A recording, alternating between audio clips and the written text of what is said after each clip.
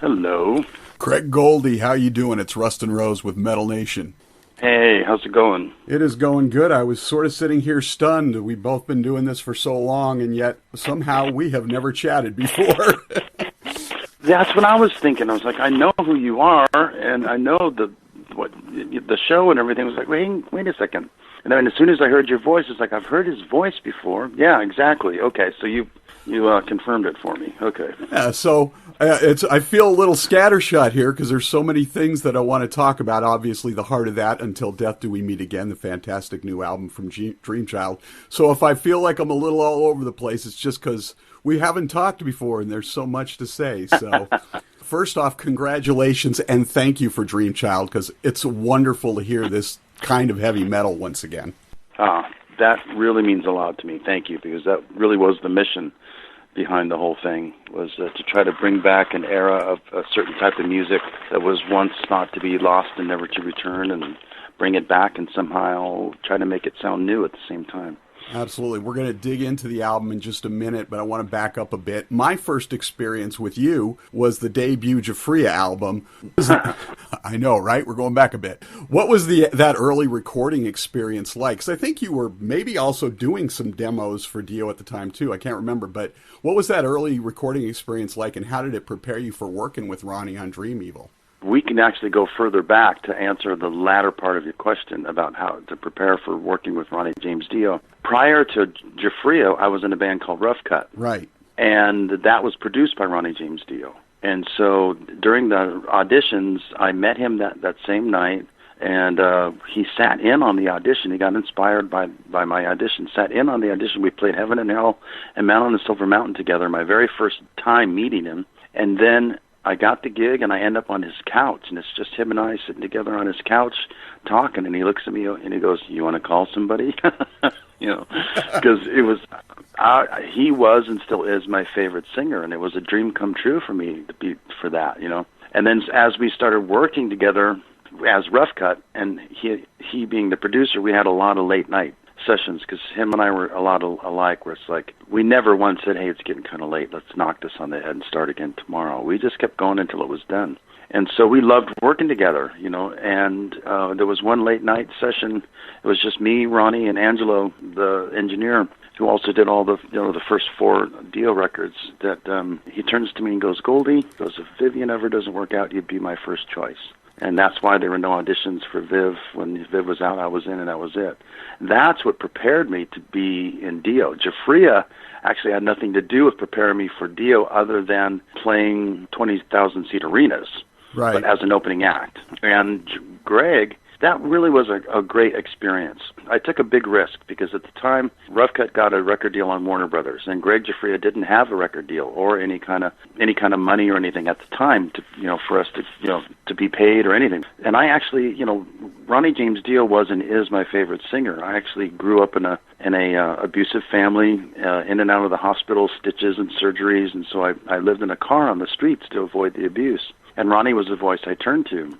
So working with him and being invited into his home and being his friend, and then being faced with the choice of having to leave all that to join a band with Greg Giuffria, who at the time had a bad reputation and had no record deal, and Warner Brothers was offering Rough Cut a record deal. And everybody thought I was crazy that I was leaving. But sometimes you get these visions. I wish I had visions of winning lottery tickets. But when Greg approached me, I went over to his house and I saw the video of him and David Isley, and I thought, this thing's going to go big. So everybody but Ronnie thought I was crazy. Ronnie called me. I'll never forget it. He goes, "Goldy, just don't get your feelings hurt if I have to pretend like I hate you when I'm around the Rough Cut guys." He goes, "But I know exactly what you're doing and why." And he goes, "Go for it, kid. I believe in you." So the Giuffria experience was great. We all came from different worlds. I mean, we all couldn't have been. It was like none of us had anything in common except for we just wanted to be in a band together and put a great record together. Next thing we know, we have a hit song. We're touring with Deep Purple, my favorite band. I get a chance to meet Ritchie Blackmore, and Rough Cut got dropped off the label. So I obviously made the right choice, but it was pretty scary at first. Yeah, it's funny that you should mention that, too, and I sort of wanted to have a clarifying fact or fiction question there, because you guys went out on tour with Deep Purple. That was on the 1984 Reformation tour. You guys were the opening act, Giuffria. And according to Wikipedia and other sources, you guys were sort of subjected to mistreatment by Deep Purple's Ritchie Blackmore, who supposedly cut the band's set down from like 45 minutes to 25 minutes. They forbid guitar solos and encores and made you guys play with the arena lights on. Is that all true? Well, it became true.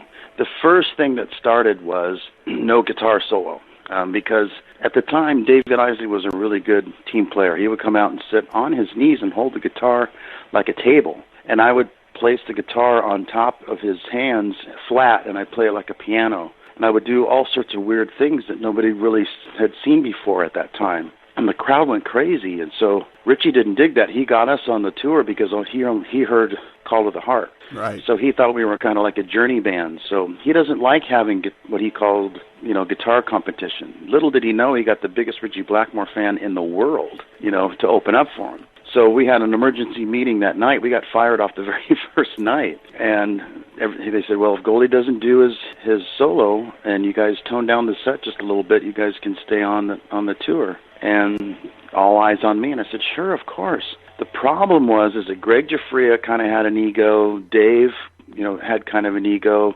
Everybody in the band had kind of an ego, except for me. These guys, Deep Purple's royalty. You don't walk into a situation like that where it's a hard rock history being made, where the reformation of Deep Purple, and start making demands. You're supposed to be grateful. And when you treat guys like Blackmore and those people who are total gentlemen with respect, you get respect back. But when you walk in the door with an attitude like entitlement and demands, then you're going to get screwed with. And that's what brought that onto us. Because when I met Ritchie Blackmore at the end of the last night, what were they going to do? Kick us off the tour? So I did the solo. And we were walking down the hallway, and Ritchie comes up to me, and he goes, you have to show me how you do that. I went, what? He goes, you have to show me how you do that. And I was like, and I froze. I panicked because I spent so many years trying to learn his solos, and he's asking me how to do something. And so I really quickly gave him a summary and ran and hid, and then I thought, oh, you idiot, I'm in my dressing room. I'm like, you idiot, there's Ritchie Blackmore asking you, so I knocked on his private dressing room door, and that was one of the things Ronnie told me not to do. We sat together, me and Ronnie, and listened to the whole Giuffria record together, and he gave me his opinion, and then he gave me the do's and do nots when you tour with Deep Purple. And one of them was don't go in Ritchie's private dressing room. But I knocked on the door. I felt compelled to say something to him. And he opened the door, and I said, I've idolized you for years. And he kind of rolled his eyes. I thought, oh, no. But apparently everybody had done that he toured with, that they said no guitar solo. So a bunch of guys like George Lynch and stuff said, hey, I idolized you for years, F you, And that's what he was expecting me to say. But I said, I don't care who comes along with this, that, or the other thing.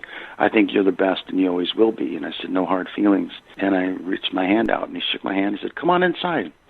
And next thing we know, I had an amazing time with this amazing man in his private dressing room. We're kicking a soccer ball to try to break away one of his breakaway strats and talking, and he's trying to stump me with songs that I told him how hard it was for me to learn. He goes, oh, you mean such and such title? I go, no. I actually had to tell him, no, that's not the title of the song. It's this title. He was testing me. I actually had to tell him no. He knew that the only way to get the truth out of me was for me to actually, he said the wrong title on purpose for me to go, no, it's not that, it's this one. And he was a total gentleman, and we had a blast because I gave him the proper respect that he deserved. That's classic. And who would know more about Ritchie than Ronnie, who spent so much quality time with him? This new album is fantastic. I love every bit of it. Now, I know you talked to Serafino at Frontiers about creating this project and about the kind of music that you wanted to make. Did you know from the outset who you wanted in the band? Well, actually, that kind of, as it unfolded, that kind of started to happen through the conversation I was having with Serafino as this was being put together. I happened to mention to him, that I was watching a certain era of Deep Purple and a certain era of Rainbow are my favorite. And all of it is I love, but there's just a certain era, like the Burn album and Perfect Strangers and the Rainbow Rising album. That's just my favorite of those two. And I bought all the albums, and, as I moved from place to place, they've gone missing. So I felt okay to go on YouTube and listen to some of the songs that I missed listening to, because I already bought them twice. I bought the vinyl and the CD. And I noticed in the comments section they don't make music like that anymore. So I happened to mention that in passing to Serafino, and he goes, well, can you? And I said, yeah. And then that's when he goes, can you get me Rudy Sarzo? Can you get me Simon Wright? And he goes, who would you write with? And that's when Wayne Finley got into the picture, because him and I were trying to do a similar thing. And he also had a name for being the second guitar player and keyboard player for Michael Schenker. Right. And then it was, who would you get to sing? But prior to that, who would you get to write with? And I knew that Jeff Pilson and I have a great writing relationship. Doogie White and I, same thing. Chaz West, same thing. Alessandro Del Vecchio, the same thing. So I knew, and Wayne, I knew we had the writing covered. Almost 8 years ago, a friend of Diego sent me an MP3 of a Dio cover of a song that Ronnie and I wrote together, and I heard it, and it was chilling. It was scary. I thought it sounded like Ronnie had covered his own song. It's like, nobody's this close. Nobody gets this close. It was scary. And I contacted him, and I told him how great he was, and I thought, this is too early for you and I to do something now, but someday you and I are going to do an album together. And we stayed friends for 8 years, just talking to each other through Facebook and emails and stuff. And then the day came, so when Serafino said, who would you get to sing? I said, hang on a second, let me send you an MP3. And the next morning I woke up to a contract in my inbox email. And that was his cover of Push, right? That's right. Diego has such an amazing voice, and obviously you can hear sort of that channeling, that spirit of Ronnie on this, but he has so much more going on with his voice as well that hopefully fans will listen to the full album and appreciate it's not just he's trying to replicate Ronnie. Thank you. Yeah, it's the songs we picked to come out first were for a reason, but at the same time we knew that some people were going to think that. Exactly. We're not trying to replicate Ronnie. Thank you. You're like one of the first guys who really just kind of nailed it, hit the nail right on the head. He was blessed with similar attributes, but I never once had to ask him, hey, could you sound more like Ronnie on this song? Never. Ritchie Blackmore was the reason why I started playing guitar in the first place, so I sound a little Blackmore-ish in certain places. And he was influenced by Ronnie, but he's the only other guy I know that knew how to act with his voice. So when the lyrics called for anger, you could hear the anger in his voice. When lyrics called for sadness, you could hear the sadness in his voice. When there was a kind of a tongue-in-cheek kind of thing, you can hear him sing with kind of a sarcastic attitude. And, I haven't had that kind of experience with another singer other than Ronnie. Ronnie was the only guy that hit me that hard, because Ronnie was so expressive, and there's nobody like Ronnie. And so thank you. Yeah, there's no way to replicate him, because there's no way he's irreplicable, if that's a word. That spirit of him is bound to be in the album anyway, because of your experience with him and the passion that you have for the stuff that he did. And he was in Rainbow, which is one of your big passions too. And that's the first thing I thought when I listened to Until Death Do We Meet Again. It really sounds and feels like a celebration of your career and influences set to music. Thank you. Thank you. That's exactly what it is. And you and Rudy are the ones who put it the best. Rudy in his mini EPK says, this is not a tribute album, this is more of a thank you. And then what you just said there, it's just more of a celebration of the music that got me, that I was vaccinated on in the first place. The Rainbow, Ritchie Blackmore was the reason why I started playing guitar in the first place. And Deep Purple was my favorite band. And then when Ritchie left Deep Purple, I was devastated. And then all of a sudden I hear Man on the Silver Mountain come on the radio. I was like, what the heck is this? And who the heck is this guy? And it was like, Ritchie's back. Okay, I'm cool. And then when Ronnie sings, the way he sings and the tone he gets with the word fire on the end of 16th Century Greensleeves, that's what started the whole metal voice thing. He was the one who started it all. And so if anybody doubts me, go back to the first Rainbow, Ritchie Blackmore's Rainbow, the very first album, which is basically the band Elf minus the guitar player. Right, exactly. And listen to the way Ronnie sings fire at the end of the song on his ad-libs at the end of the song. And it's just, that's where it all started. So, of course, the bands that you love, Rainbow, Deep Purple, of course, anything Dio, Sabbath, they were recorded in a different era of analog tape and big studios. Today, everything is mostly Pro Tools and digital. What did you do to help ensure that classic sound in making this album? Well, a lot of that has to do with the teamwork that Alessandro and I have, Alessandro Del Vecchio, because there was a couple of times when he was just kind of like saying, well, what kind of sound are you looking for? And so on my first solo record, Hidden in Plain Sight, that was the one that sounded the best. There's a certain couple of songs that have a certain drum sound to them that sound old school and new school put together. So I sent him an MP3 and I said, I'm looking kind of like that, but more of a, we wanted to get kind of a Cozy Pal sound from the Rainbow Rising album. Real big kick drum, just in your face, but not overly processed and overly produced and all in reverb all over the place, because that's what I love. Is I was always searching for how to recreate that drum sound where you're in an empty venue during sound check. There's nothing like the drums in an empty venue during sound check, and I've always wanted to try to replicate that sound. But when we did this record, it was that. It was just like him and I working together about, okay, let's try to make this old but new. And he's so good at it, and we have such a good relationship where I can dissect these things and go, okay, from 3 minutes and 24 seconds to 3 minutes and 25 seconds, we need to do this. And at 1 minute and 24 seconds on this song to 1 minute and 38 seconds, we need to do that. And it got to that point where we had like 17 different mixes for each song until we got it right. And so we work together almost as if we are in the same room, because I would do what's called global hours. I would get up at 3 o'clock in the morning every single day, so that way I could work in real time with him on his time, his daytime, his morning, his right. Start of the day just began. And so when he starts sending me MP3s, I'd listen to him right then and there and get right back to him so we could work in real time. And it was great.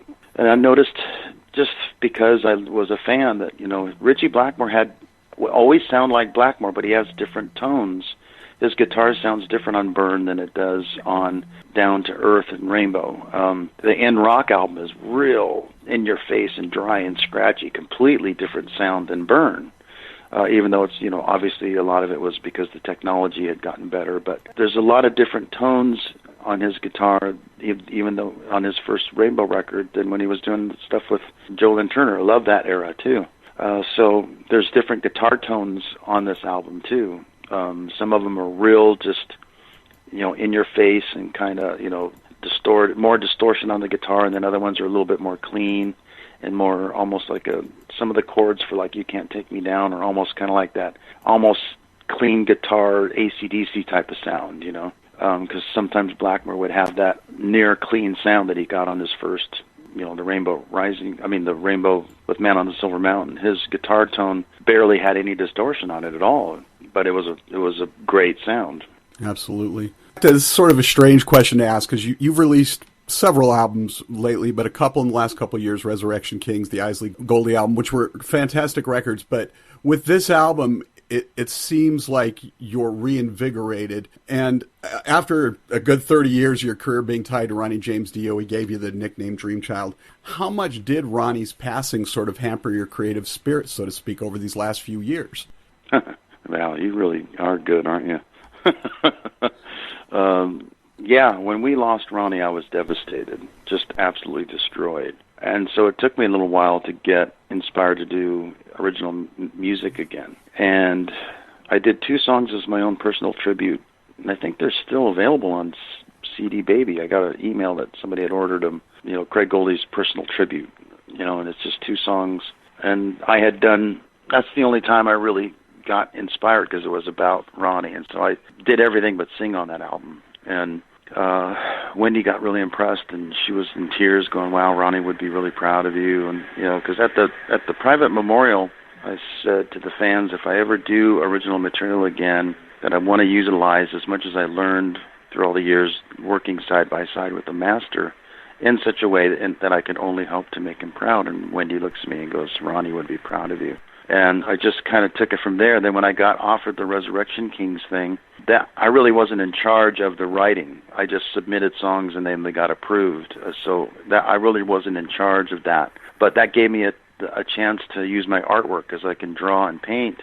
And so for the very first time, I was actually left alone to do my guitars, and I kind of painted with my guitars on that album. And then the Isley Goldy thing, we were given, an opportunity to kind of go back in time and kind of do an album in the vein of the first Giuffria record. But even though it's Isley Goldy, I wasn't in charge of that album either.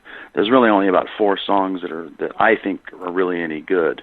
No More Prayers in the Dark, Wings of a Hurricane, Life If Only a Memory, Don't Belong Here, and the solo on Believe in One Another. That was an odd record, but still not in charge and not totally, able to call the shots. But this one I was allowed to be in charge, but I didn't want to be in charge because of all the people that were involved. So I turned it into a total collaborative spirit. Everybody speak up, and Rudy and Simon were going to be my watchdogs. If we got too Dio-ish, because with Diego, they were going to be the ones that would say, hey, Goldy, this is too, we got to tone this down. They never said a word because Rudy even told me, he went back and listened to some of the stuff that Diego did on his own. And yeah, there's some Ronnie stuff, but then he's got his own type of trip. He's just got his own way. Right. And so, like as you said, there are songs on this album that have the same power, but it's not Ronnie at all. Exactly. So this was really the first time that I got to stretch my wings as far as how things were going to be done from the beginning to end. The thing that had sparked that question for me was the first 2 singles from this debut Dream Child album are Under the Wire and Midnight Song, which I believe you penned with Chaz West, your Resurrection Kings partner, and it didn't sound anything at all like what you did with Resurrection Kings. This sounds more like what I expect to hear from Craig Goldy, so... Thank you, my friend. Yeah, I mean, this really is exciting for me because this really, with the exception of my first solo album called Hidden in Plain Sight, that Craig Goldy's Ritual, Hidden in Plain Sight, that has a lot of really cool music, but I really didn't get a chance, I hadn't fully developed in the songwriting part as far as lyrics and melody lines were concerned. Because Ronnie showed me how he wrote his melody lines and lyrics, and at one point he even told me, he goes, Goldy, I want to pass the torch on to you, kid, right in front of his best friend and his favorite tour assistant. And they were like, wow, do you know what that means? I'm like, yeah. And so I'm just now starting to fully realize that, And so some of these, I really worked hard to develop that method that he showed me how he does it, but in a way that wasn't his way. Because if I started doing dragons and kings and queens and rainbows, and I'd really get raked over the coals. Right. So I wanted to write about life the way I see it, but twist it and write the way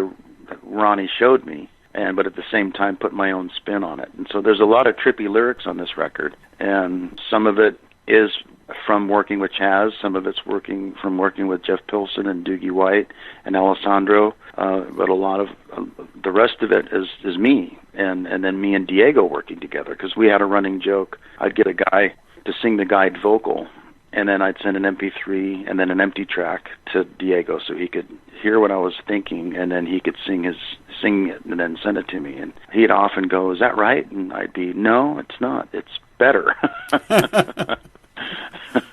So it's like, that's why he has a lot of songwriting credit too, because he would change some of the melody lines around and added some lyrical spins and of his own. And it was just like, and some songs he didn't write a single thing, but his performance is so unmistakably amazing. Same thing with Rudy and Simon. Sometimes I gave them songwriting credit because they brought their A game. So that song took on a completely different life of its own than it was in demo form. So to me, it was just like I couldn't possibly just put my name on this because I didn't make this happen. We did. And then the way me and Alessandro mixed it and stuff. So this is a collaborative effort, totally. Yeah, and there's so many people out there who don't know who Alessandro is. He's Serafino's secret weapon because he's got his fingers. That's a good way to put it. He's got his fingers on so many projects, and he's got this insane ear for melody, and it's just crazy. Yeah, secret weapon. You're good, man. You got a gift. Are you guys hoping to, in some form, get out there and do some touring on this? Yeah, we definitely do. We definitely want to tour this. We just want to be able to sync everybody's touring schedule, because unfortunately these days, we all have to do 10 different things, just to make the equivalency of one. And so hopefully this new legislation that's passed will help a little bit, because the internet's made it too easy to steal our music, and so that's for the same, these guys that sit back and go, oh, here we go, another super group, and they can't commit to one band, they're doing 10 different things. Well, the reason why we do that is because you guys are stealing our music. And like I said earlier, I get it. I go on YouTube. I feel entitled to listen to certain songs for free because I bought them twice. So I get it. I understand that people got tired of paying $12 to $15 a pop and only for a CD and only getting 2 good songs. I understand that the previews on iTunes, the song previews, can be misleading, just like a lot of movie previews can be misleading. And then you go to the theater, anywhere from $12 to $24 later, you're going like, that movie sucked. What a waste of time. I get that, and people think, oh, they're millionaires, they don't need to, they can miss a royalty check here and there. I understand that too, because some people did walk away with selling 20 million records, but I was one of the guys that was paid as a sideman. So this was supposed to be our time. And not that I'm trying to, get rich off the back of somebody who can't even pay their own rent. It's that, I'm tired of struggling too. I'm tired of having to do 10 different things just to be able to barely get by. At the same time, it's a very difficult proposition to get the best musicians in the world to give their best ideas in the world, the best ideas and their best performances, only to have it stolen. This album is also hopefully going to restore balance again, because now bands are turning around and sticking it to the people who are stealing their music by overcharging for ticket prices. And they're like, $250 for nosebleed seats and $1,000 for meet and greets, and you can only get a signature if you buy a T-shirt or a picture. And I get it, but it's like, come on, guys, let's try to restore balance. And I believe that we're still in kind of like a build, if you build it, they'll come kind of era. So somebody's got to stand up and say, I'll do it.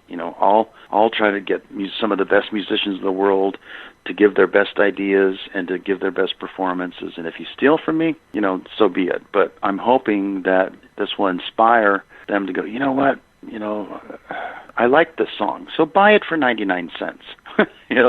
Pay $1.29. I'm not trying to get a mansion on a hill with a golden toilet seat just to sit around and pat myself on the back. It's, money is a tool. I remember when I was in Rough Cut, Ronnie handed me an envelope, and I hand-delivered it, and the fan opened up the envelope, and it turned out to be a rent check. Because Ronnie would correspond with his fans on email, and he found out that one of the fans was having trouble, a lot of trouble, and so he was getting ready to be thrown out. And so Ronnie wrote a check, handed it to me, gave it to him, and Ronnie paid his rent and told me, shh, don't tell everybody because everybody's going to want me to pay their rent.